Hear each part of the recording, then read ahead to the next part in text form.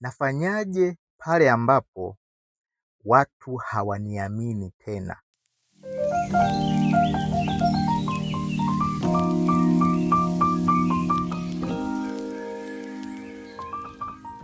Yaani nimezingua, nimeharibu mambo, yaani watu wakiniona hawaniamini tena, nafanyaje? Kati ya faida nzuri sana ambayo vijana wengi tunayo ni kwamba tuna nafasi ya kufanya makosa. Tuna nafasi, na kuna mtu mmoja kawa anasema fanya makosa mengi kwa kadri iwezekanavyo.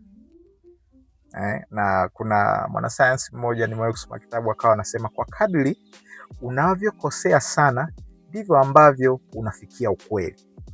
Sasa hatuwezi kuepuka ukweli huu kwamba kutokana na makosa yetu wakati mwingine huwa yanasababisha watu wasituamini tena. Na sasa ikitokea hivyo, umefanya makosa, watu hawakuamini tena, unafanyaje? Okay? Cha kwanza, hakikisha unakiri makosa yako kwa ukweli na uwazi. Sasa hii inaweza ikaonekana wakati mwingine huyu kawaida yake, lakini ni hatua muhimu sana. Hautakiwi kuiruka. Kwa hakikisha umekiri makosa yako kwa ukweli na uwazi, umeomba radhi, sio yale mambo ya nisamehe tu bwana. Elezea, nisamehe, nimekukosea kufanya hiki na hiki na wewe haukupenda, basi sitarudia tena. Cha pili, waonyeshe watu kwa matendo, sio maneno tu. Sio unaisha bwana nisamehe na vitu. No.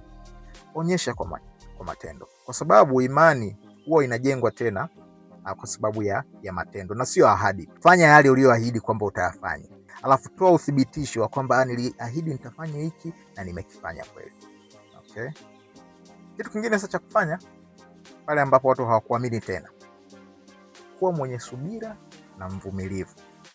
Ujue watu kuja kukuamini tena haitachukua masaa 24 au haitachukua wiki moja. Wakati mwingine inaweza ikachukua miaka mingi ya kutosha. Sasa usiwe mwenye haraka kwamba kwani watu hawaniamini tena, kwa nini watu hapana. Kuwa na subira, kuwa na mvumilivu. Kwa sababu kujenga imani tena ni mchakato, sio tukio tu. Na hailetwi tu na ile tukio moja la msamaha tu kwamba nisamehe watu watakuamini, hapana. Kwa hiyo usilazimishe kuaminiwa tena kwa upesi. Kubali kuwa watu watasita kuamini. Okay?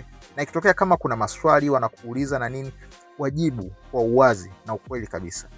Lakini endelea kuonyesha tabia yako nzuri. Hata wakati inapoonekana kwa kwamba mbona nafanya tu hivi, ni kama haionekana, endelea kuonyesha tabia yako nzuri. Okay? Kitu cha 4, kuwa makini na hisia za wengine.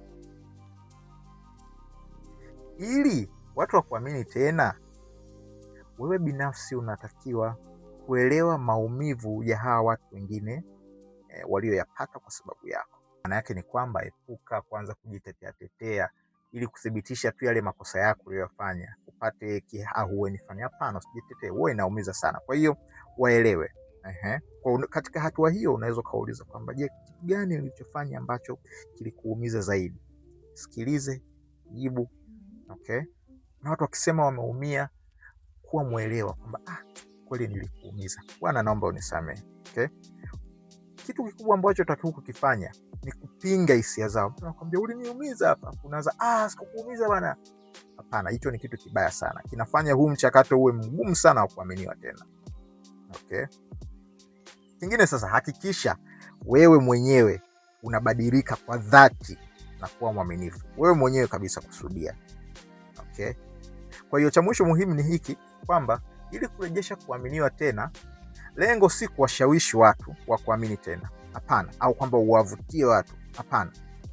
Ni wewe mwenyewe kukusudia kufanya mabadiliko ya kweli ambayo katika hayo yana kusudi la juu la kurejesha mahusiano yaliyoumizwa, ili faida au mambo yaliyokuwa yanafanyika wakati wa mahusiano bado yapo yaendelee kufanyika. Na imani hii itakusaidia sana. Mimi ni Daudi Kazinja, Life and Leadership Coach.